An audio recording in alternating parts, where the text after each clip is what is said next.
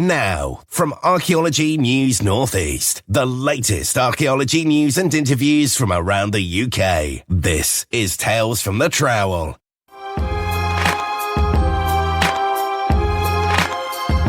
I called the story The Devil's Boy, and it begins. Brass House Farm, near Ferry Hill, is the site of a most terrible tale. On a cold January night in 1683, the devil spoke to Andrew Mills and told him to kill. He obeyed and murdered 3 children in their beds with an axe. Jane Brass laughed. "They'll be fine," she said soothingly. "I'll keep an eye on them both." John and Margaret looked at each other. Then they both smiled. "You're a good girl, Jane," John said and gave her a hug. "These Christmas parties are never-ending," Margaret said, shaking her head. "We're up to our eyes until Candlemas." "Go," Jane laughed again. "Have fun." Her parents went off to get ready. Jane went to check on her brother, John, and sister Elizabeth. They were playing together near the fire. It was already dark out, and the servant boy Andrew was feeding the oxen and putting the chickens into their coops. He was a strange boy who followed her around a lot, but he was harmless enough. She watched him from the window of the farmhouse. "Right, we're off," said her father as he walked down the stairs. "It won't be a late one." "Give me a hug," called Margaret. John and Elizabeth raced to their mother and hugged her. Then they were back by the fire playing their games once more. "See," said Jane, "they're fine, now go." Jane then kneeled by the fire and joined in with their games. After locking their children safely in the house, John and Margaret waved to Andrew the servant boy. "Go home, Andrew," John called. "It's late." The pair then turned up their collars and headed down the lane toward Ferry Hill. Andrew watched them go. He nodded. It was late, and he was tired. He slowly walked to the cowshed and slid the bolt across to lock the cows in for the night. It was at this moment that 2 voices spoke simultaneously inside his head. "Kill all." Andrew turned to see who had spoken the dreadful words. "Kill all." It was a command. It came from inside his own head. "Kill all." Andrew's eyes slid over to the farmhouse. He could see the orange glow of the fire. He could just about make out the laughter from within. The boy then walked over to the tool shed. He scanned the contents. His gaze finally rested upon a large felling axe. An empty smile grew upon his face. He took the axe and made his way toward the house. Andrew tried the handle of the front door. It was locked. He banged at the door with the axe. "What do you want, Andrew?" Jane called through the wood. He didn't reply. He knocked again. "It's locked and my parents have the key," she shouted. "What do you want?" She peered through the window. Beside the door at him, he held up the axe and shouted back, "Kill all!" Jane screamed. She turned and ran into the living room. She grabbed her siblings and raced up the stairs. They flew into Elizabeth's bedroom and bolted the door. Andrew began to swing the axe. The huge blade hungrily tore through the wood of the door. With every swing and slam, the Brass children cried out in terror. Dragging the axe across the floor noisily, Andrew slowly and deliberately stomped up the stairs. The axe smashed into the bedroom door, and in 2 more heavy hits, it flew from its hinges. Jane rushed forward with her hands outstretched. "Please, Andrew," she sobbed. "No!" He pushed the girl onto the floor. John jumped up and lunged his fists at Andrew, but the axe-wielding servant boy hit him on the head. John slumped to the floor. Then Andrew cut his throat with the blade. Jane screamed as she watched the blood flow. The axe came thudding down and she was silent. Elizabeth was hiding under the sheets, sobbing loudly. Andrew pulled them off her. He stared down at the crying girl. "Please, Andrew, don't," she begged. "Remember all those times we played with my dolls." The boy stopped. His eyes darted between the axe and the girl. "Remember when we chased the ducks?" Andrew turned and walked out of the room. He stood and looked down the corridor. That is when he saw it. The devil appeared to Andrew in the form of a hideous creature. It had the head of a wolf, legs of a stag, and body of an eagle. The monstrous wings flapped 3 times, then circled the boy. Fiery red eyes glowed as it stared at him. "Go back, thou hateful wretch. Resume thy cursed knife. I long to view more blood. Spare not the young one's life." Andrew turned away from the apparition and walked slowly back into the bedroom. With a heavy thud, Elizabeth was the third victim that night. Andrew ran down the stairs, leaving the axe in the bedroom. He was covered in blood from head to toe. He ran from the farmhouse and into Ferry Hill. There he heard the bustling party from a grand mansion. He hammered at the door. When it was answered, Andrew pushed his way into the party. The stunned onlookers fell silent. "2 men broke into your house," he blurted out, pointing at the brass parents. "They killed your children and shouted, 'Kill all,' as they did it. I heard them." There was silence once again. Then Margaret stepped forward and pointed at Andrew. "Villain!" she spat. "None other but you have killed my children." The guests then fell upon Andrew and dragged him to some troopers that were staying at Ferry Hill. They had been on their way from Darlington to Durham and happened to be spending the night there. Andrew was arrested and convicted of his crimes. He was returned to Ferry Hill for the execution. His arms and legs were tied with chains, and he was bound in an iron cage. The cage was set out overlooking the farmhouse where the murders had occurred. That way, Andrew's last sight would be the horrific scene of the crime. He did not die quickly. His howls of pain and torment were heard in Ferry Hill and beyond. Ravens devoured his eyes first, then his flesh. Eventually, when the screams of torment were no more, he was dead. The body was left in the cage to decompose. Then he was cut down and burnt. His ashes were blown away over the farmland. The Brass children were buried in a churchyard in Kirk Merrington. On the tomb, these words are carved: "Reader, remember sleeping. We were slain, and here we sleep till we must rise again. Whoso sheddeth man's blood, by man shall his blood be shed. Thou shalt do no murder." Indeed, Andrew Mills, the axe murderer from Ferry Hill, can still be heard howling in rage on cold January nights. His ghost is said to be waiting to take his revenge on the people of Durham who killed him.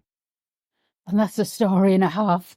It's awful, isn't it? It's an awful story. It's awful, and here we are, right at that very site. Yeah, at the grave of Elizabeth, John and Jane. Yeah, absolutely. Yeah. It feels a bit eerie being here, and with those words carved into the gravestone where we're standing. Yeah. Very, very creepy. And, you know, the thought of that ghost being sort of here. It's good that it's October and not January, I suppose. Yeah, I don't think I could have done it in January. No, it feels a little bit strange, really. Yeah, it really does. But I suppose that's the sort of fascination of the paranormal is the link to the real people.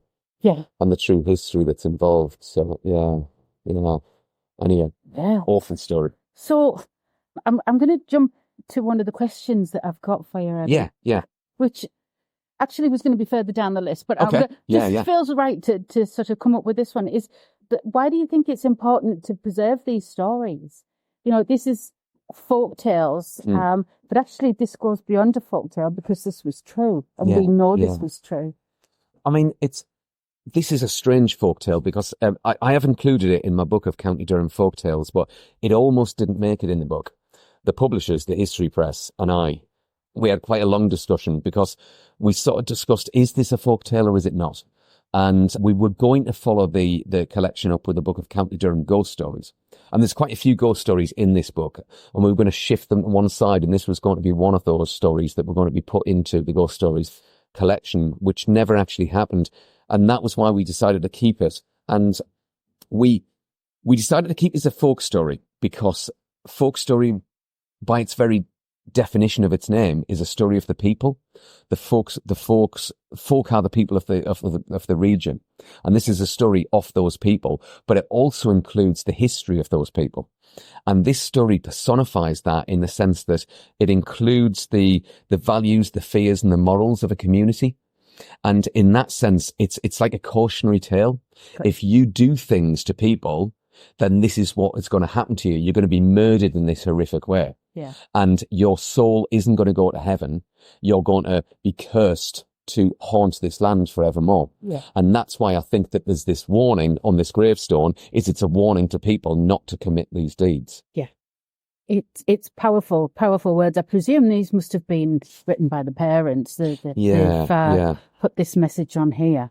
And at the time, this 17th century community would have been a deeply religious community. Of course. And thou shalt not murder being, part of the 10 Commandments, very much a commandment that would have been revisited, particularly when events like these happened. And the community would have been rocked by this murder. It would have been shocked by it. Yeah. And a lot of what I included in the folktale were from, yes, it's relatively fictional, but it's also based upon fact. We know that these murders happened, but also the testimony from the court case were included as well.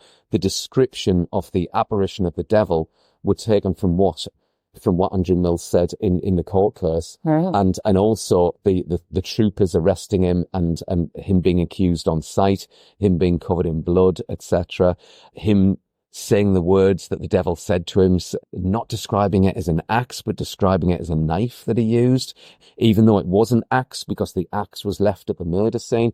All of these things are details that I wanted to include, but it would have shocked, the local community, and, it would have resonated deeply with the people. They would have been shocked. And this is a lasting reminder, this gravestone, of the impact that it would have had at that time, and probably still does have. And it's so detached from this place that we're at, isn't it? Yeah, I mean, this village where we're at, Kirk Merrington, is it's very typical chocolate box village, isn't it? Really, it's a very pretty little quiet village. Yeah. We're up here at the church on the top of the hill here, and you've got lovely views all the way around. It's just a beautiful place. And to think just, a mile or so down the road from here, this awful thing happened. Yeah, absolutely. Is unreal. It's unimaginable, isn't it? Yeah. And the Kirk Merrington remains a real community village. I mean, I as part of my job, I visit local primary schools and teach creative writing. And I've been into Kirk Merrington Primary School, and it's one of the most beautiful primary schools I've ever been to. Yeah. It's a quite unique school. The school secretary organised for a train to be delivered to the school. It's completely mad. She organised for a train track so she organised the funding for it, right, and the local community got behind it. So a train track was laid at the primary school. A train was sourced and a train was delivered to the primary school. Funding was sourced to turn this train into a reading train, and it's now being turned into the school library so the children can climb on board the train, sit on board the train, and reading is celebrated. And it was all money that was raised by local businesses and by the local community. And that's what this community is. They get behind projects like that, and they get behind supporting their local children. And I suspect it's been like that since the village was first built. Yeah. So dating back to this horrible story, when you've got such a community-minded village like this, a shocking incident like that would have sent shockwaves through the whole place, and probably still does today. Oh, yeah, I would imagine so. So that brings me on to my next question, which is about research. Yes. So how do you go out researching stories for your books? I mean, this obviously, is a shocker. Yeah. And you said that it maybe almost didn't make it into the book. Yeah, I mean, for me, this folktale stands out from the rest of the book. There are the other ghost stories that are in there. There's one from Tudor called Nicky Nacky Field, which involves a horrible murder, but it's also quite humorous.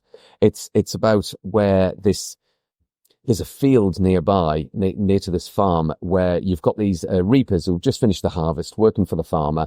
And at the end of the reaping, they all go to the farmer's house and they're all getting drunk. And at the end of it, they all finish their beer and they say to the farmer, "Have you not got any more ale?" And the farmer says, "I'll pay for the ale if you go and get some." So there's one of the reapers who's busy at the toilet. And when he comes back, all the other reapers say to him, "The farmer said that you need to go to the brewery to go and get some more ale." And he said, "Well, I can't because I'll have to go through Nicky Nacky Field. And it's haunted. I'm not going through there." And they said, "Well, you have to. The farmer said that you need to go there." And he says, "Well, I've told you it's haunted. I don't want to." Anyway, they make it, and off he goes. And all the other reapers say, "Isn't it hilarious? He thinks it's haunted. Let's get a chip on it. Let's take a bedsheet, hide in the field, and we'll jump out and pretend that one of us is a ghost." So one of them takes the sheet, goes off into the field and waits for this poor unfortunate reaper. Anyway, the reaper comes home, or comes back to the farm rather, and the other reapers are all giggling and they're all saying, so did you see a ghost? And he says, well, I did, but actually I saw 2 ghosts. And they're all laughing their heads off, saying, well, what happened? And he said, well, I came back from the brewery and the brewery was shut, so I didn't get any beer. And they're all booing and things. And I said, so what happened with the ghost? And he said, well, this ghost popped up with a white sheet and it started saying, ooh. And he said, and I was ever so frightened when another ghost appeared behind it and it was covered in rags and it had huge, great big claws. And I was ever so frightened that I shouted, black ghost, can you stop the white ghost from getting me? And the black ghost leapt up into the air and tore the white ghost to shreds. And that was when I managed to escape and come back here. And there was silence in the room as they realised that their friend had been torn to shreds by the real ghost of Nicky Nacky Field. And even though it's a horrible story, it provokes a bit of a laugh. Yeah. And it's the sort of story that you tell down the pub. Whereas the story of Andrew Mills, it's not really a pub story. No. And it feels very different to the other folk tales. And it's not a story, I mentioned that I work in schools. I'll share lots of the folk tales of County Durham in schools, but this isn't a story that I tend to share. Not even at Halloween. I'll share some more sort of humorous ghost stories or stories where they've got a bit of a twist in the tale or something like that. Whereas this just kind of, it's important that we keep these folk tales alive so that we, don't forget these stories. People are interested in cultural heritage. We want to keep the region's history alive by retelling the history of the region. But at the same time, this isn't really a story that I want to tell for entertainment purposes. Mm-hmm. Yeah. It's more sort of to keep that cultural heritage alive more than anything. Yeah. As opposed to for entertainment purposes. I mean, we as a nation, we're very interested in the paranormal. There's a podcast that I listen to called Uncanny, which is all about sort of people having uncanny and paranormal experiences, and it's a fascinating listen. Some of them, it's difficult to disprove what people are talking about, and I think a lot of us are interested in that. But this feels very different. Yeah, and particularly with that kind of like appearance of the devil to Andrew Mills in 17th century County Durham, there would have been an awful lot of suspicion of possession from the devil, of people doing things that they didn't mean to do as if they had been possessed. Yeah. And exorcism from the church would have been rife at that time as well. And also distrust of witchcraft and things like that. Absolutely, yeah. You've got people like, is it Matthew Hopkins going around the witch finder? That's right, with the Malleus Malefictor. Yes. Have you heard of that book? Yes, I've read some of it. Yeah. It's a meaty read. It is a meaty read. And that is the perfect example of fake news. We talk about fake news now. Yeah. It was written by this German guy who was a complete lunatic, who just basically decided, I'm going to write this book. This is how you spot a witch. Yes. And this is my opinion of how you spot a witch. And it was created at the time that the Caxton Press was very first invented. So for the very first time, this ramblings of a madman was then mass produced and people believed it. Yeah. And it was sent off and it unfortunately caused the death of thousands of innocent women. Yeah. And men. And men as well. Yeah. As witches too. As like, well, this is the truth. Then this is why we're going to kill you because you fit into this text. Yeah. And so, whereas Andrew Mills, in this case, very much seems like an incredibly guilty party. I think it's quite incredible how the amount of people who were tried as witches went up when suddenly there was a bounty. For the amount that you got. You were paid a shilling or something for every witch that you found in a village. Yeah. You need to raise a bit of money. And it's like, so I think I'm probably going to need to find 4 today. Yeah, exactly. Yeah, just to cover the rent. Yeah, exactly. And Monty Python parodies that incredibly well. It's just in I think is it in the Holy Grail? Yeah, they was just like, well, she's got a walk. She must be a witch. It's that sort of thing. Yeah. And it's awful. But with, we're standing right here at the gravestone of Jane, John and Elizabeth, who very much are the victims.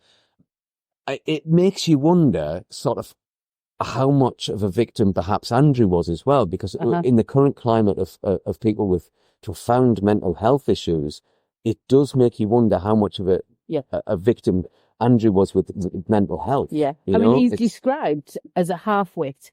Now, Yes, yeah, exactly. What exactly? What does that mean? Yeah, yes, it's a very nondescript. Yes, somebody who maybe doesn't have any schooling. Yeah, Who knows what exactly they meant by that? And I'm not excusing by any stretch any murder under any circumstances whatsoever, but it does bring to light perhaps the sort of servant-master relationship and how fraught that might have been at that time. This might have been. Some people think that this might have been like an exaggerated tension of that when I was doing the research. I haven't really answered your question, have I? So regarding this sort of research, I tried to find as many historical documents to make the retelling as accurate as I could. But I'm also very, very fortunate that I've got friends who have lived in this area their whole entire lives and are far more knowledgeable than I am.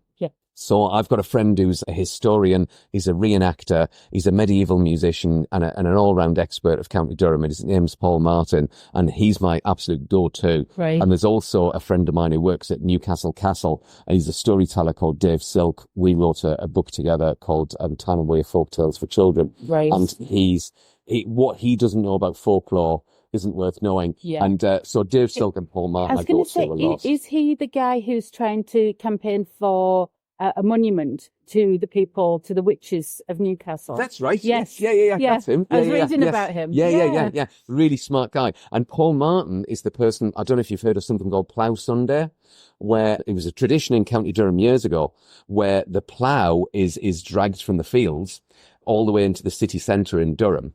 And it's taken to the market square where the Morris dancers dance around it. Right. And then it's dragged up to the cathedral.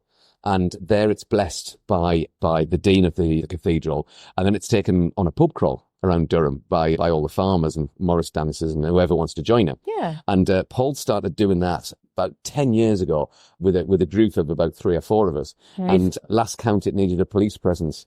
And the dean of the cathedral has an order of service for it now. Right. And it's just fantastic. Yes. It's just grown and grown. And Paul tries to bring back these ancient traditions of Durham. And so it's people that I talk to that are far more knowledgeable than me about these folk tales, and it's just doing the extensive research, particularly with a story like this, where you want to show respect and get the story right for the people who were involved. Absolutely, because obviously these were real people. This was a real family that was devastated, and also Andrew Mill's family. I mean, because we don't know anything about his family, do we? No, absolutely.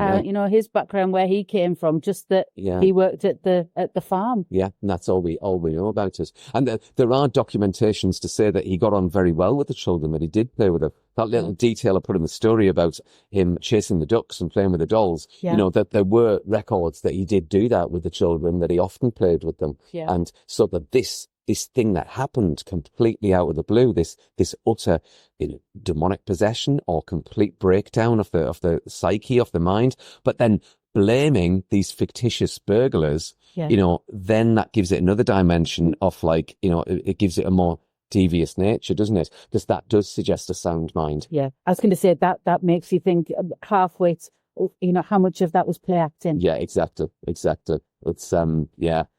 it's a very complicated and complex tale, isn't it? Yeah, I think there's more to it than we'll ever know. Absolutely. But the story would be forgotten forever if it wasn't retold either orally or through books. And and this gravestone with its memorial, but also with its cautionary warning on there, is what keeps it alive. Yeah. And it's these folk tales that by telling them in schools, by telling them through story, that's how we keep the oral tradition and traditions of the local area.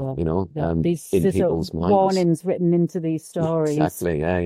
Yeah. Don't go walking through fields on your own at night. Yeah, exactly. I mean, that's the purpose of the traditional tales like Little Red Riding Hood, like stories like Cinderella, etc. They were all cautionary tales. They were warning children not to talk to strangers, not to walk through the woods. The Brothers Grimm, the dark stories that they were all stories with a warning attached to them. There's a character in County Durham folk tales of Peg Powler. I don't know if you've heard of. She's from the River Tees, and she's a river witch. And it's said that she lives in the river and she eats children. And I didn't have specific victims' names like I do with this story here. from the Brass family. So I had to make up some victims. So I chose several of my friends to be killed in the story. Okay. and Peg Powler eats children. And when the river tees, you get that like white foam on the surface of the water. Yes, yes. That's Peg Powler frothing at the mouth because she becomes hungry. Right. And she's a bit like Jenny Greenskin, I think she's called, further south. You get different versions of her across the country. Okay. And the purpose of Peg Powler was basically to warn children not to go near the river. Yeah. And we still have students and other unfortunate people who drown in the river every year, not just at the Tees, but on the Tyne as well. And these stories, they acted as warnings to people to save lives, basically. So, there's always an origin in a story. The theory being that there are only 7 stories in the world, which is why 7 Stories in Newcastle is called 7 Stories. Right. Not just because it's 7 stories high, but the theory being that there are only 7 stories and everything's just a variation of those 7 stories. Which is why you get versions of, like, Beauty and the Beast, for example. There's an ancient Greek version of that that's over 4,000 years old. And, the stories kind of date back even further than that. So, yeah. It's really interesting. It is, yeah. Yeah, really interesting. Yeah. Oh, going back to the Brothers Grimm. Yes. I mean, you're saying that we tell children these bedtime stories. Yeah. And if you start to unpick some of the stories, they are not really suitable for bedtime or for children. Absolutely. No, definitely not. I mean, the original version of Goldilocks, she was an old woman called Silverhair, and she was a burglar who used to break into people's houses. And on this one particular occasion, she broke into the house of 3 fishermen brothers. And on this one day, she broke into this house and she sat in their chairs and she ate the porridge and slept in their beds. And when the fishermen brothers came home and found her, they threw her out of the window and they killed her. Right. And that was like the original version, or the oldest version that we've discovered of Goldilocks. But, the stories, they contain great power. They kind of teach. They're meant to teach children the sort of difference between doing good and that they're meant to have like a strong moral code. But it's interesting that, perhaps slightly off topic here, but when the Nazis first rose to power in Germany, one of the first things they did was they reprinted something called the German House Book, and they changed the Brothers Grimm folk tales to make to make all the villains Jewish, and they twisted those tales because they understood the power of those stories, and they wanted to implant in young people's minds that Jewish people were evil. And the first thing that they knew that these stories would do that. They wanted to manipulate young children's minds. Yeah. And one of the other things they did was they put 2 movies in movie theaters for free and invited families to go and see them at no cost. And it was Little Red Riding Hood and Puss in Boots. And in Little Red Riding Hood, they replaced the woodcutter character with an SS officer, so that he was the hero of the story. Right. And in Puss in Boots, they had Puss wearing a swastika armband. And at the end, everybody stood around with their arm raised, shouting, "Hail Puss, hail Puss," to make it synonymous with children's minds that you only hailed a hero. They absolutely manipulated the fairy tale because they understood the power of them. Right. It's fascinating. Yeah, isn't it? I didn't know anything about that. It's crazy, isn't it? Yeah, very much so. Yeah, using things to power of the story, and that's how powerful these stories are. Yeah. And the Brothers Grimm, the edition that I've got, they're not called Brothers Grimm fairy tales; they're called Brothers Grimm folk tales, because that's what they are. They're the folk. They're the tales of the people, the tales of the folk. Yeah, because that's how we teach about people. Yeah, and I suppose that's why I'm so interested in them, because they do teach about people. They teach us about psychology, and they teach us empathy. They teach us how to relate to each other as human beings, and that's why I'm so fascinated by them. Yeah, amazing. Well, Adam Bushnell, thank you so much for meeting me in a welcome, graveyard. At least it's sunny. It is. It's a cheerful graveyard. It is a cheerful graveyard. But yeah, thank you very much for your time. You're very welcome. Thank you. Cheers.